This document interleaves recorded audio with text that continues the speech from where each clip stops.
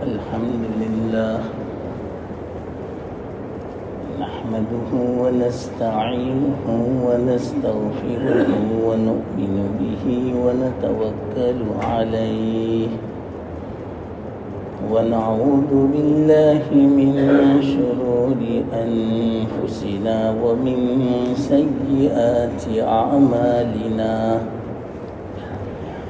من يهده الله فلا مضل له ومن يضلله فلا هادي له ونشهد أن لا إله إلا الله وحده لا شريك له ونشهد أن سيدنا ومولانا محمدا عبده ورسوله صلى الله تعالى عليه وعلى آله وأصحابه وأزواجه وذرياته وأتباعه وبارك وسلم تسليما كثيرا أما بعد فأعوذ بالله من الشيطان الرجيم بسم الله الرحمن الرحيم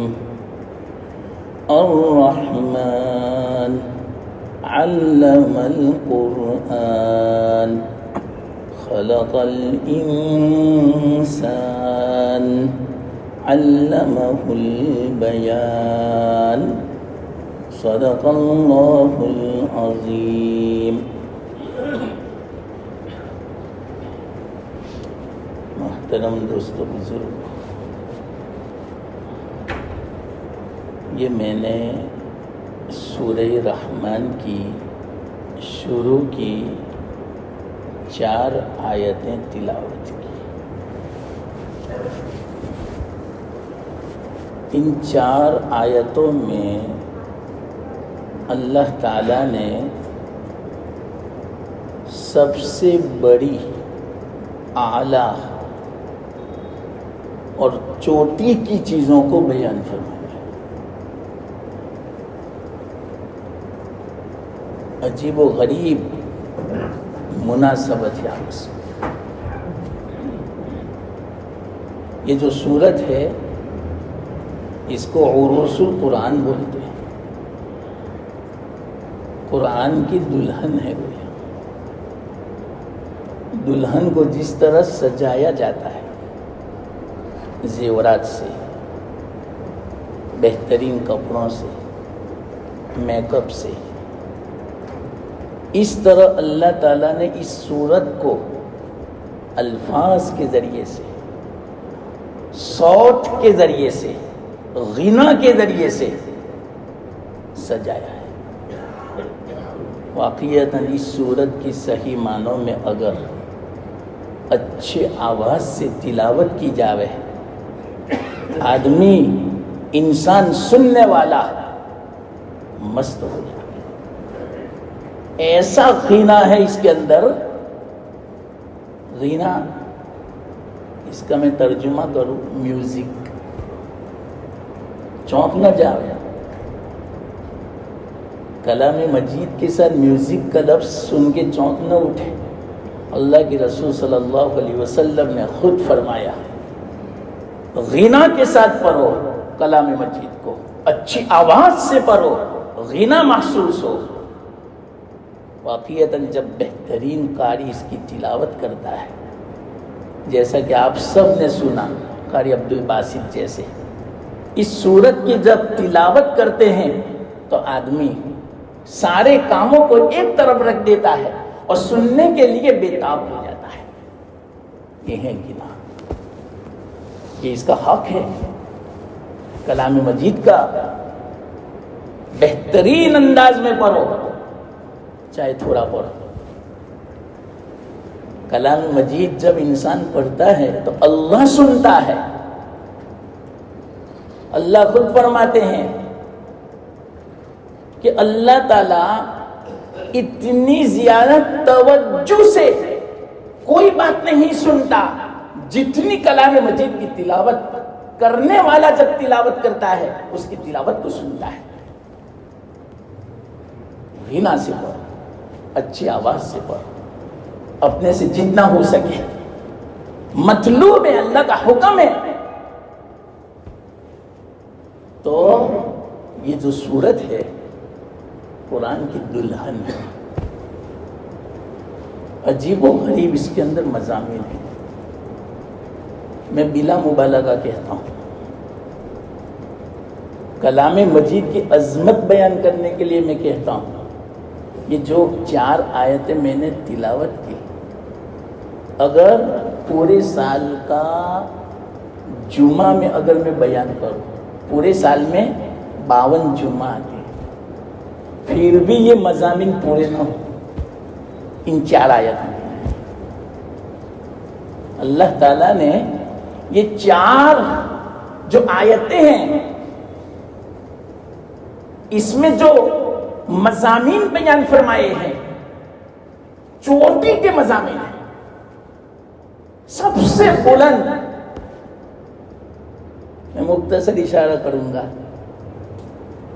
جن 4 آیتوں کے لیے 50 جمعہ بھی ناکافی ہے، تو ایک جمعہ میں کیسے سمجھا سکتا ہوں؟ پھر بھی میں مختصر کہہ دیتا ہوں، کلام مجید کی عظمت کا پتہ چلے۔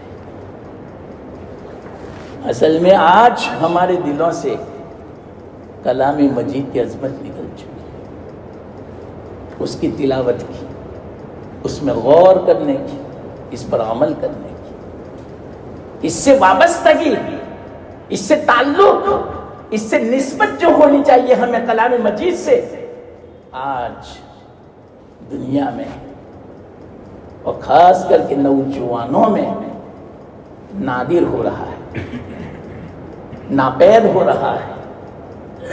بعض تو ایسے ہوں گے اگر ان سے پوچھا جاوے کہ دل پہ ہاتھ رکھ کے صحیح بتاؤ، کلام مجید کو آپ نے کب ہاتھ لگایا تھا؟ بعض ایسے ہوں گے 1 مہینہ ہو گیا ابھی کلام مجید کو ٹچ نہیں کیا۔ اب آپ ہی بتاؤ زندگی میں سکون کہاں سے؟ ہم نے سکون دوسری چیزوں میں سمجھا ہے، اللہ جانتا ہے، اللہ نے ہمیں بنایا ہے، اللہ کو پتا ہے کہ میری اس مشین کو، انسان کی جو شکل میں ہے، اس مخلوق کو سکون کس سے ملے گا؟ اللہ کو پتا ہے۔ اللہ نے دل بنایا ہے، اللہ نے دماغ بنایا ہے، اللہ کو پتا ہے اس دل کی دوا کیا ہے۔ ہم جو پریشان ہیں، اس پریشانی کا علاج کیا ہے، ہم خود تلاش کرتے ہیں، غلط ہے۔ اللہ کو پتا ہے، یہ مشین اللہ نے بنائی۔ جو مشین بنانے والا ہوتا ہے، اس مشین میں جب خرابی ہوتی ہے تو اسی کو بلایا جاتا ہے، چاہے وہ جاپان میں ہو، چائنا میں ہو، یہاں بلاتے ہیں باقاعدہ کرایہ دے کر کہ ہماری مشین خراب ہے، آپ بنا دو۔ تو آپ کے علاوہ کوئی نہیں جانتا، سارا خرچہ برداشت کر لیتے ہیں۔ کہاں کہاں آدمی بلاتے ہیں، کہاں کہاں سے آدمی مشین لاتا ہے۔ آپ نے بھی سنا ہوگا، میں نے بھی سنا ہے۔ یہ سب مثالوں میں ابھی وقت نہیں ہے کہ میں آپ کو بیان کرتا۔ تو یہ مشین انسان کی اللہ نے بنائی ہے، اور سب سے بڑی چیز دنیا میں انسان کا دل ہے۔ یاد رکھنا اس بات کو، حدیث میں ہے 7 آسمان بھی میں اگر اس میں آنا چاہوں سما نہیں سکتا۔ 7 زمینیں اللہ فرماتے ہیں زمین میں آنا چاہوں، زمین مجھے برداشت نہیں کر سکتی، مجھے سما نہیں سکتی۔ سمندر بڑے بڑے ہیں، میں سمندر میں سما نہیں سکتا۔ ہاں اگر میں آ سکتا ہوں، کسی چیز میں سما سکتا ہوں، تو مومن کے دل میں آ سکتا ہوں۔ قلب الانسان عرش الرحمن، انسان کا دل یہ رحمان کا عرش تخت ہے۔ تخت میں آدمی بیٹھتا ہے اطمینان کے ساتھ۔ تو اللہ اگر کہیں آ سکتا ہے، سما سکتا ہے، مومن کے قلب میں آ سکتا ہے. تو اللہ کو پتا ہے اس قلب کو اللہ نے بنایا. قلب بے چین ہے, پریشان ہے. یاد رکھنا, انسان کا قلب پوری باڈی کا بادشاہ ہے. دماغ اس کا وزیر ہے. جو قلب میں آتا ہے دماغ آرڈر کرتا ہے سارے بدن کے اعضاء سے. یہ ایک انسان کی باڈی عجیب, پوری کائنات اس کے اندر چھپی ہوئی ہے. کائنات میں جتنے بھی چیزیں ہیں ان تمام چیزوں کا نمونہ اللہ تعالیٰ نے انسان کے بدن میں بنایا ہے. ساری چیزوں کا دیکھو, اس میں بھی بہت تفصیل ہے لیکن میں سب چھوڑ دیتا ہوں. میں نے کہا 1 سال کی جمعہ چاہیے ان 4 آیت کو سمجھانے کے لیے, اور بھی آدھے گھنٹے کی مجلس نہیں, 1 گھنٹے کی مجلس چاہیے تو میں سمجھا سکتا ہوں ان 4 آیتوں کو انشاءاللہ. بلا میں دعوے کے میں کہتا ہوں, بلا مبالغے کے میں کہتا ہوں, ایسے مضامین ہے اس کے اندر, میں اشارے کرتا ہوں سب. تو انسان عالم اصغر ہے, یہ دنیا عالم اکبر ہے. ساری دنیا کا نمونہ ایک انسان کے اندر اللہ تعالیٰ نے پیدا کیا. ایسا انسان. اب آپ ہی بتاؤ, قلب بادشاہ ہے, سارا مدار انسان کی زندگی کا, سکون کا, چین کا دل ہے. دل ہم بولتے ہیں نا, دل بہت پریشان ہے, بہت بے چین ہے. یہ اللہ پکڑتا ہے, اللہ پکڑتا ہے. کب معلوم؟ اللہ فرماتا ہے دل کو میں نے اپنے لیے پیدا کیا. تو یہ دل میں تو نے کن کن چیزوں کی محبت کو پیدا کیا؟ میں نے اپنی محبت کے لیے اس کو بنایا ہے. اسی لیے دل ایک ہے, آنکھیں 2 ہے, کان 2 ہے, ہاتھ 2 ہے, پیر 2 ہے. اکثر 2 چیزیں بنائی, دل ایک بنایا. کیوں؟ اللہ ایک ہے, دل میں نے اپنے لیے بنایا. تو دل بادشاہ ہے, لیکن بادشاہ تو صرف آرڈر کرتا ہے. یاد رکھنا, میں مختصر ایک بات سمجھاؤں. دل میں بس خیال آیا کہ مجھے مکان بنانا ہے, بس اتنا خیال آیا, یہ دل میں آتا ہے پہلے. اب دل دماغ کو کہتا ہے چلو مجھے دل میں یہ خیال آیا مکان کا, اب تم ساری کاروائی کرو. اب دماغ سوچے گا پلاٹ کہاں لینا ہے, کتنے میں لینا ہے, مکان کیسا بنانا ہے. ساری کاروائی دماغ کرے گا. وزیر ہے بادشاہ کا, بادشاہ تو صرف آرڈر کرے گا, وہ کچھ نہیں کرے گا. اب دماغ میں ساری چیزیں آئے گی. اب اس کے لیے خدام ہے, اعضاء, پیر کام کرنا شروع کر دیں گے, آنکھیں اپنا کام کرنا شروع کر دے گی, ہاتھ اپنا کام کرنا شروع کر دے گی, زبان اپنا کام کرے گی, کان اپنا کام کرے گی. یہ سب کچھ خدام ہے. دل کا وزیر دماغ, اور دماغ کے تابع پورا بدن. تو اصل کیا نکلا؟ دل. فرماتے اللہ دل کو میں نے اپنے لیے بنایا ہے, لیکن آج ہم نے اپنے دل میں دنیا کی محبت, چیزوں کی محبت, چیزوں میں سب آ گیا. ایسی محبت کہ اللہ کی محبت پیچھے. ہاں کوئی حرج کی بات نہیں, محبت کرو اولاد سے, بیوی سے, ماں باپ سے, 2 احباب سے, مسلمانوں سے, کلام مجید سے کرو محبت اپنی چیزوں سے. لیکن یہ ساری محبت دوسرے نمبر پر ہو, اول نمبر اللہ کا ہو. کیا مطلب اول نمبر اللہ کا ہو؟ جہاں ان چیزوں کی محبت اللہ کی محبت میں مخل بنتی ہو, رکاوٹ بنتی ہو. مثال کے طور پر دکان ہے بڑی, بہترین ہے ہماری دکان, بہت چلتی ہے. نماز کا وقت ہو گیا, دل نہیں چاہتا دکان بند کرنے کا کہ بھائی نماز کا وقت ہے. ایک طرف اللہ یوں کہتا ہے میری اگر محبت ہے دکان بند کر دے, دکان یوں کہتی ہے میری محبت ہے تو دکان کھلی رکھ. اس وقت امتحان ہے انسان کا. اگر وہ دکان کھلی رکھتا ہے, نماز نہیں پڑھتا, بس سمجھ گئے اللہ کو دوسرے نمبر پر رکھا, دکان کو اول. یہ نہ کہتے اللہ. کرو, کوئی حرج کی بات نہیں دکان سے محبت, کاروبار سے, کمائی سے, ملازمت سے, دنیا سے, دنیا کی چیزوں سے محبت کرو, دوسرے نمبر پر. اللہ فرماتے میں نے بنایا, تمہیں میں نے بنایا, کائنات میں نے بنائی, ساری چیزیں میں نے بنائی, اور مجھے تم پر سے خوش رکھتے ہو, مجھے تم دوسرے نمبر پر رکھتے ہو, اور دنیا کو اول نمبر پر رکھتے ہو. یہ ہے ہمارے دل کی حالت. اللہ فرماتے ہیں دل میں نے اپنے لیے بنایا, دل میں میری محبت ہو. تو جب آدمی اپنے دل میں اللہ کی محبت کو نہیں بٹھاتا تو اللہ تعالیٰ, یاد رکھنا ایک بات, جب کوئی ملک والا دوسرے ملک پر, جب ایک بادشاہ دوسرے بادشاہ پر حملہ کرتا ہے, سب سے پہلی اس کی کوشش یہ ہے کہ بادشاہ کو پکڑ لو تو ساری حکومت اپنے قبضے میں. عوام کو کیا ماننے کی, اصل کو پکڑ لو. تو اللہ بادشاہ, بادشاہوں کا بادشاہ, اور انسان کے بدن میں دل یہ اس کا بادشاہ ہے. جب یہ دل اللہ کی نافرمانی کرتا ہے تو اللہ بادشاہ سب سے پہلے انسان کا جو بادشاہ دل ہے اس کو پکڑتا ہے. بنگلہ ہے, بیلنس ہے, نعمتیں ہیں, گاڑیاں ہیں, بہترین کھانے ہیں, اولاد ویل سیٹ ہے, اس کے باوجود دل بے چین ہے, پریشان ہے, کروٹیں پر کروٹیں لیتا ہے, چین کی نیند نہیں آتی.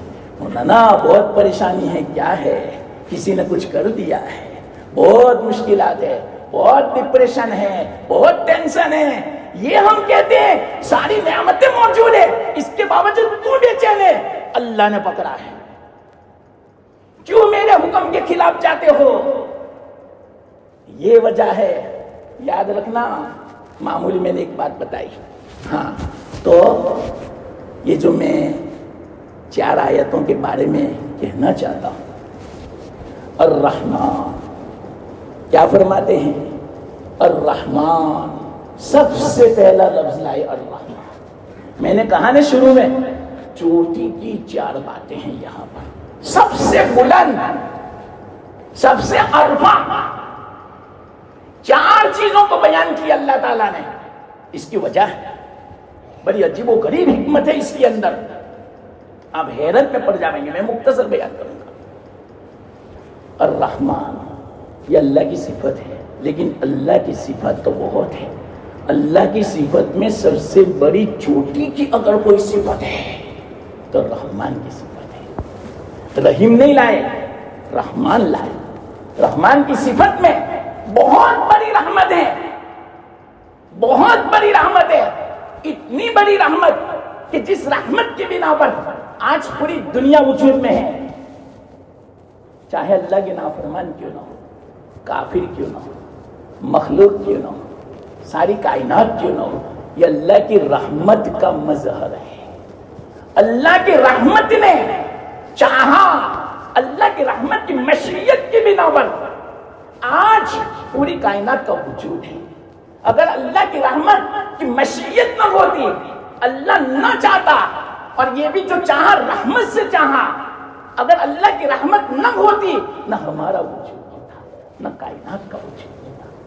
بس یہ نہیں, اللہ کی رحمت کی بنا پر کلام مجید ملا. واللہ اتنی پر, یہ اصل میں مجھے یہ سمجھانا ہے, لیکن یہ تو ایک تمہیدی بات ہے.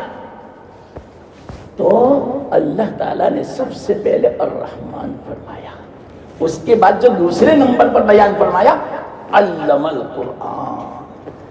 یہ اصل ہے. اللہ فرماتے ہیں گویا اس کی حکمت کہ میری رحمت کی بنا پر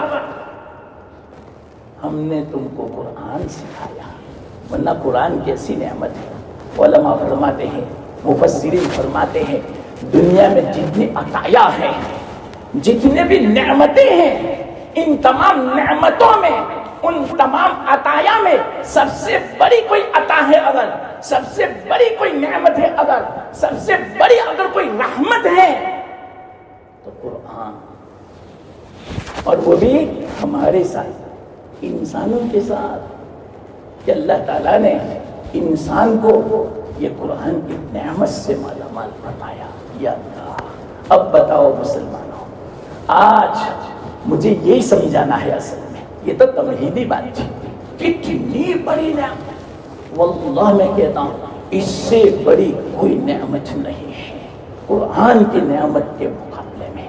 یاد رکھنا، اللہ کے رسول صلی اللہ علیہ وسلم کو بھی مبعوث کیا گیا کلام مجید کو سمجھانے کے لیے، کلام مجید کی بیان کے لیے، کلام مجید کا نمونہ بننے کے لیے. تو اصل تو کتاب اللہ ہے، کلام مجید ہے، اور اسی کی برکت سے یہ دنیا کا وجود ہے، اور اسی کی برکت سے اللہ کے رسول صلی اللہ علیہ وسلم کی بعثت ہوئی، تمام انبیاء کی بعثت ہوئی، جنت یہ سب اسی کے طفیل میں ہیں. کتنی بڑی نعمت مسلمانوں. لیکن آج کلام مجید کی ہم نے کیا گت بنائی ہے بتاؤ. پورا گھر ایسا ہے، اوپر سے لے کر بچوں تک کوئی قرآن کو پڑھنے والا نہیں ہوتا، گھر میں کوئی تلاوت نہیں کرتا. کتنے افسوس کی بات ہے مسلمانوں. میرے پاس واللہ میں کہتا ہوں افسوس کے الفاظ نہیں ہے کہ جس کے پاس ہیرا ہو، جواہرات ہو، لولو موتی ہو، بہت بڑی نعمت ہو، اور اس سے وہ غافل ہے، اور دنیا کے پیچھے وہ گھوم رہا ہے، دنیا سے وہ سکون تلاش کر رہا ہے، دنیا کے سامنے دستے سوال کو دراز کر رہا ہے، بھیک مانگ رہا ہے یورپ والوں سے، امریکہ والوں سے، انگلینڈ والوں سے، دنیا والوں سے کہ ہمیں سکون دے دو، ہمیں چین دے دو، ہمیں ویزا دے دو، ہمیں چین مل جاوے. ارے سب سے بڑی جو نعمت ہے چین اور سکون کی، اللہ تعالیٰ نے ہر گھر میں ہر مسلمان کو دے رکھی ہے کلام مجید کی شکل میں. ہم اس سے غافل ہیں.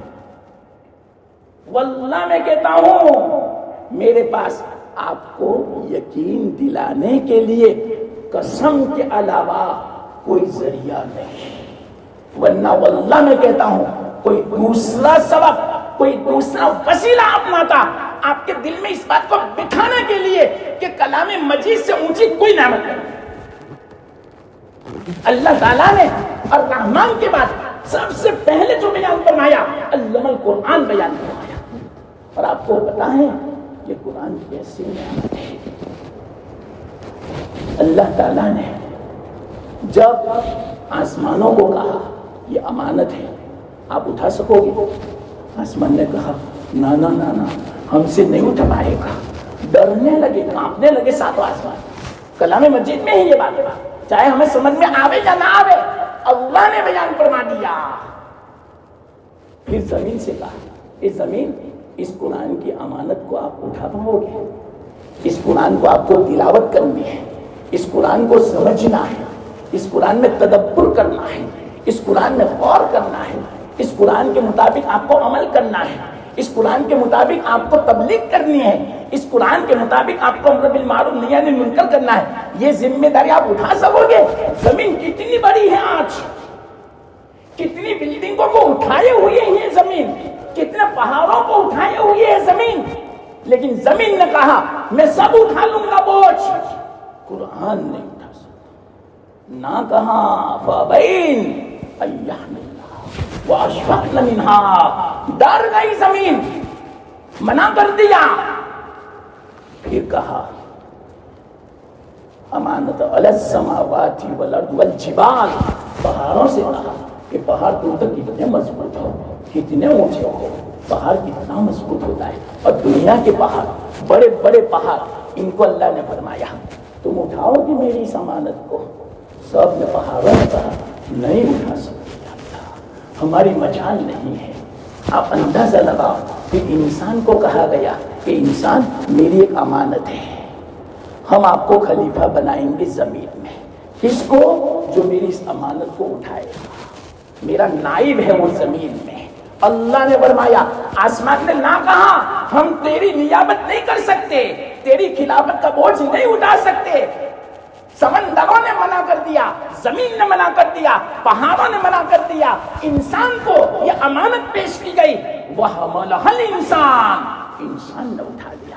حالانکہ انسان پہاڑوں کے مقابلے میں کچھ نہیں، زمین کے مقابلے میں کچھ نہیں، آسمان کے مقابلے میں کچھ نہیں، کتنا ضعیف البدن ہے انسان، لیکن اس قرآن کو یاد رکھنا، یہ جو قرآن کو اٹھانا ہے اور قرآن کو سینے میں جمع کرنا ہے اور سینے میں اس کو بسانا ہے، یہ اللہ کی رحمت شامل حال ہے۔ اسی بنا پر اتنی بڑی امانت کو ایک ضعیف البدن انسان نے اٹھا لیا، یہ رحمت کی وجہ سے۔ اللہ نے سب سے پہلے رحمان اسی لیے فرمایا میری رحمت ہے شامل حال انسانوں کہ تم نے اتنی بڑی امانت، اتنی بڑی نعمت کلام مجید کو تم نے اٹھا لیا، اتنی بڑی نعمت کو تم نے اپنے سر پہ اس کا بوجھ اٹھا لیا۔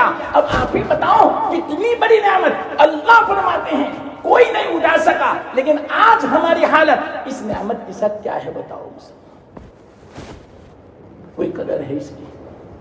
قرآن کے علم کی قدر ہے، سائنس کے علم کی بڑی قدر ہے، کمپیوٹر کی بڑی قدر ہے، انگریزی کی بڑی قدر ہے، لیکن کسی کے دل میں یہ نہیں آتا کہ قرآن عربی میں ہے تو لاؤ میں تھوڑی عربی سیکھ لوں کہ جس سے میں قرآن کو سمجھ سکوں۔ نہ والیوں کو فکر ہے کہ اپنی اولاد کو عربی تھوڑی سکھاوے، ہاں انگریزی سکھانے کی فکر ہے، کیوں؟ دنیا ملے گی۔ حالانکہ ایک آیت حدیث میں، ایک آیت کا سیکھنا، عبداللہ بن مسعود رضی اللہ تعالیٰ عنہ فرماتے ہیں دنیا وما فیہا، جو کچھ دولت ہے ان تمام سے افضل اگر کوئی دولت ہے، افضل اگر کوئی نعمت ہے تو کلام مجید کی ایک آیت کا سیکھنا۔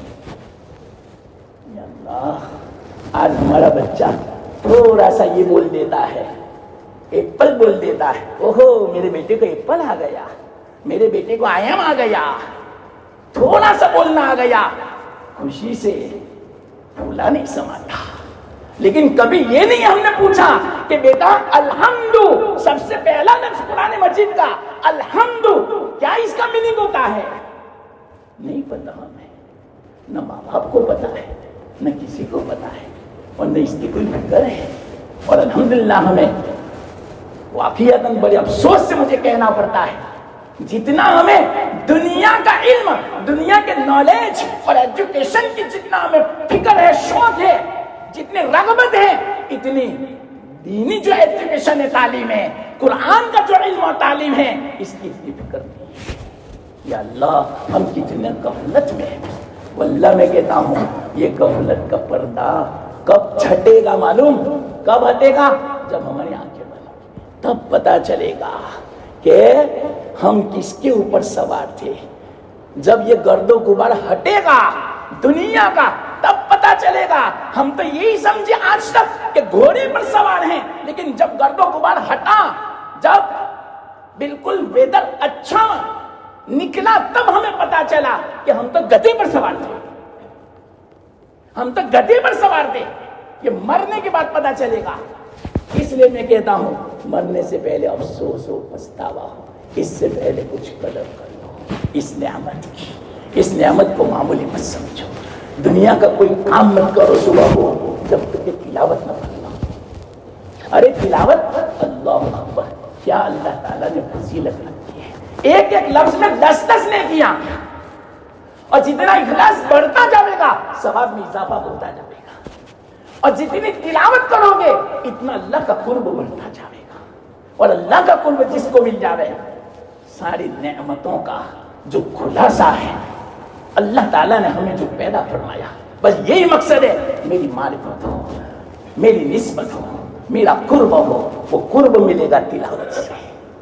یہ میں نہیں کہتا، امام احمد بن حنبل رحمۃ اللہ علیہ نے اللہ تعالیٰ کو 99 مرتبہ خواب میں زیارت کی، تو ایک مرتبہ خیال آیا اب اللہ تعالیٰ 100ویں مرتبہ زیارت کرا دے تو میں اللہ سے پوچھوں گا کہ اللہ مجھے تیرے قرب کی بہت ضرورت۔ اب اندازہ لگا امام احمد 99 مرتبہ خواب میں زیارت کرتے، اس کے باوجود وہ فرماتے اور زیادہ مجھے تیرا قرب حاصل کرنا ہے، کوئی عمل بتا دو ایسا۔ میں پوچھوں گا اللہ تعالیٰ سے وہ کیسے نیک حضرات ہوں گے کہ ان کو خواب میں بھی یاد رہتا ہے اللہ کا کرنا۔ یہ کہنے کے بعد اپنے شاگردوں کو اللہ کی زیارت ہوئی خواب میں، جب اللہ کو دیکھا عالم مثال میں تو اللہ سے پوچھا یا اللہ تیری محبت میں کیا لطف ہے، جتنا تیرا قرب بڑھتا جاتا ہے اس کے لطف کو کوئی بیان نہیں کر سکتا. جو اس قرب کا جو مرتبہ درجہ جس کو حاصل ہے وہی اس کو سمجھ سکتا ہے، اس کے علاوہ کوئی بیان بھی نہیں کر سکتا زبان سے. اس لطف کو، اس لذت کو کوئی بیان نہیں کر سکتا. تو یا اللہ میں چاہتا ہوں تیرا اور زیادہ لطف حاصل ہو، قرب حاصل ہو، تو کوئی عمل بتا دو. اللہ نے فرمایا قرآن کی تلاوت کرو. امام احمد سمجھے کہ شاید بہت گہری تلاوت ہوگی، تدبر والی تلاوت ہوگی، استنباط والی تلاوت ہوگی، اس میں سے مسائل نکالنے والی کوئی تلاوت ہوگی اور خاص قسم کی تلاوت ہوگی. تو امام احمد نے پوچھا یا اللہ کیا میں سمجھ کے غور تدبر کر کے پڑھوں وہ تلاوت مراد ہے؟ اللہ نے فرمایا چاہے تم سمجھ کے پڑھو یا بلا سمجھے پڑھو، تلاوت ایسی چیز ہے کہ اس سے میرا قرب حاصل ہوتا ہے. میرے مسلمان بھائیوں، صبح میں کام شروع مت کرو بغیر تلاوت کے. پہلے کیسا زمانہ تھا، آج سے 30-40 سال پہلے، اور خاص کر کے اس فون کے آنے سے پہلے.